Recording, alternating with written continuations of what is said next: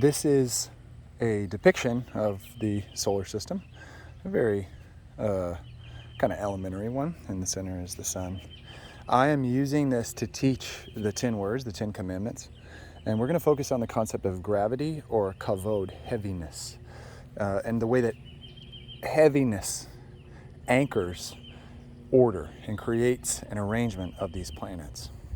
And there is a relationship between each of the 10 commandments. They're actually stepwise. You can get to them synchronously through like a staircase. They have multiple interior relationships. One way to think of it, though, is if you depict the 10 words, you ought to think of it in a ring. That the 10th commandment, do not covet, and the first commandment, I am Yahweh your God, who brought you out of Egypt, the house of slavery. Do not put other gods in my face. Okay, that's commandment number 1. Is directly connected to commandment number 10, do not covet. And the reason is this. Coveting is an action that only one object can sustain, the sun. The only one we're supposed to covet is Yahweh, our God who brought us out of Egypt, the house of slavery. And we used to have 9 planets, so it's helpful to think of it this way. So you have 10 elements or 10 words. At the center is commandment number 1, the sun. On the outside, this tiny little dashed orbit here is Pluto. You shall not covet. Imagine if this tiny little planet, Pluto, tried to say to the other planets, orbit me.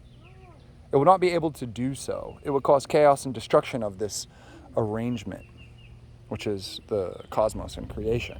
And so the only thing that is safe to covet is Yahweh.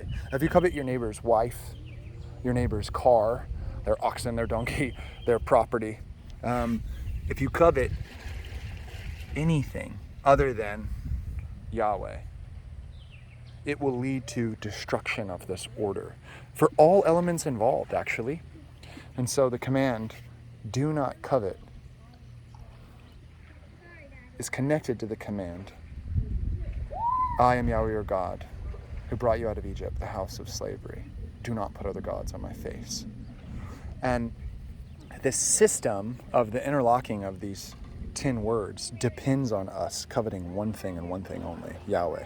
And one way to describe the intensity of the first commandment in relationship to the 10th commandment with coveting is an obliterative kind of obsessive love, which the first commandment is the bedrock and foundation of the Shema. Shema Yisrael, Adonai Eloheinu, Adonai Echad. Hear Israel, Yahweh your God, Yahweh is one. And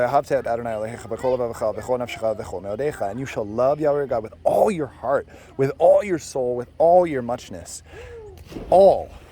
At the obsessive onlyness of it. Only one can occupy that position and that place. Only Yahweh.